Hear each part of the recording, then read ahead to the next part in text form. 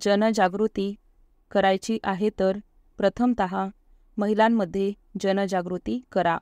एकदा स्त्री जागृत झाली की कुटुंब जागृत होईल, गाव जागृत होईल आणि संपूर्ण देश जागृत होईल. पंडित जवाहरलाल नेहरू. परिच्छेद. राष्ट्राचा समग्र विकास साधायचा असेल तर कोणत्याही बंधनाशिवाय स्वतःचे निर्णय स्वतः घेऊन पुरुषांच्या बरोबरीने समान वागणूक मिळविण्याच्या दृष्टीने महिला सबलीकरण ही काळाची गरज आहे. राज्यघटनेने सर्वांना समानतेचा हक्क दिला आहे. त्याचबरोबर स्त्री पुरुष भेदाभेदही असू नये असेही घटनेमध्ये नमूद केलेले आहे.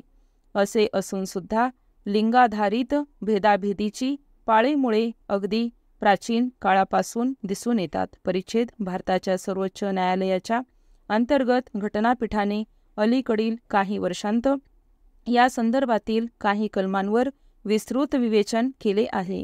हे विवेचन विविध कायदे तपासणे मध्ये अत्यंत सकारात्मक आहे. त्याचप्रमाणे उपयुक्त सुद्धा आहे. विशेषतः भारतीय दंडसंहिता 1860चे कलम 376 जे बलात्कारासंबंधी आहे, कलम 377 जे पुरुषांमधील अनैसर्गिक संबंध त्याचप्रमाणे समलिंगी संबंधांबद्दल आहे.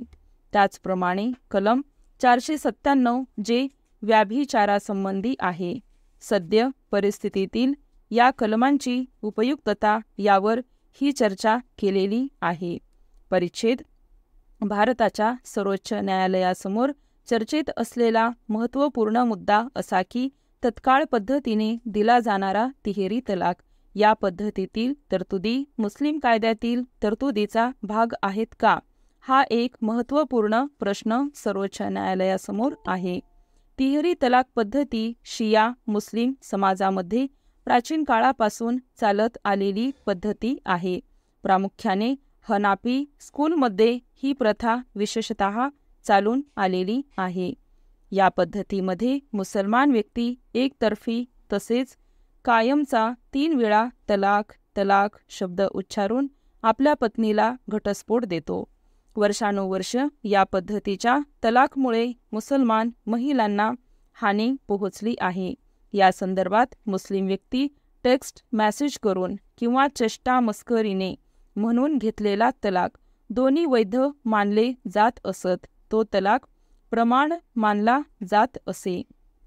रशीद अहमद विरुद्ध अनिसा 1932 PC 25 या दाव्यामधून एक अट अशी निष्पन्न झाली की घटस्फोट घेताना ती व्यक्ती प्रौढ असावी. काही वेळा तर पत्नीसमोर शब्दोच्चारण केले नसतानाही आणि ज्या क्षणी पत्नीला या संदर्भात कळेल त्या क्षणापासून तो अंमलात आला असे समजण्यात येईल.